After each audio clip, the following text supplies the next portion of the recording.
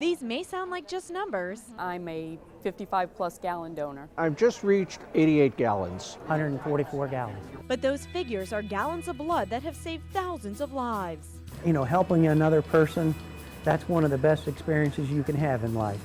And, you know, I just feel happy about myself when I leave here. Florida's Blood Center's donors give hundreds of thousands of pints of blood every year. Why do you do it? I do it because it makes me feel good. I do it for the cookies. I do it to save 3 lives. And that's the reason most donors give for donating blood regularly. The first time I donated blood, it went to a blue baby. And from that day on, I tried to donate every time I could. Instead of being a fireman of police, which I'm not, I can be just a local hero doing a small part once in a while. For me, it's just about helping and giving hope. But there is that selfish motive that when I leave, I feel pretty good. You know, I'm not independently wealthy. I can't write the $1 million check to some cancer, research foundation, but I certainly can give blood and products on a frequent basis. Even Santa Claus gives the gift of life. He's a 70-gallon donor who makes sure Florida's Blood Centers is his first stop on Christmas Eve. This is my busiest night of the year, but I wanted to come by and take time because the people that are in the hospital, they don't want toys or electronics. They want platelets to help get their life back so they can live longer. Whether you became a multi-gallon donor by giving whole blood every 56 days or by donating platelets every 2 weeks, you are the ones who faithfully give of yourselves so that others can live. When I was really sick, I got this big red snake. But when I was so sick, I got this big white snake.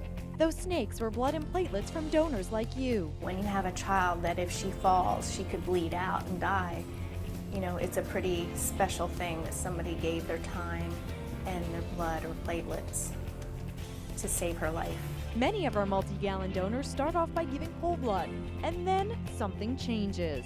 Got drafted into the platelet world, and once they get you here, they never let you go back. And when you're hooked up to a machine for at least an hour and a half, you want company. And that's why many enlist their spouses to become platelet partners. Pam and I, we call this our blood date night. It's always more fun to share the experience because we both are helping now. And she also makes me go out to dinner, which is a nice thing because if she doesn't have to cook, I don't have to wash dishes. One couple even met and married right in our donation center. I love my wife, I love my son. I'm glad we were here on the same day. For our multi-gallon donors, some of whom spend 60 hours or more per year in a donation chair, Florida's Blood Centers has become a second home of sorts, and many choose to combine personal milestones with their blood donation milestones. Happy birthday to you. Lou Gates donated his 50-gallon on his son's 50th birthday. I'm just proud to be here, really, and I really enjoy doing it. I look forward to doing it, and hopefully the good Lord keeps me healthy enough to continue doing it. I hope he can reach 100. Charles Hamilton hit that number on his 70th birthday. I had no plans for any certain amount, I just, whatever the good master wants me to give, that's what I'm going to do. Congratulations, 100 gallons. There you go.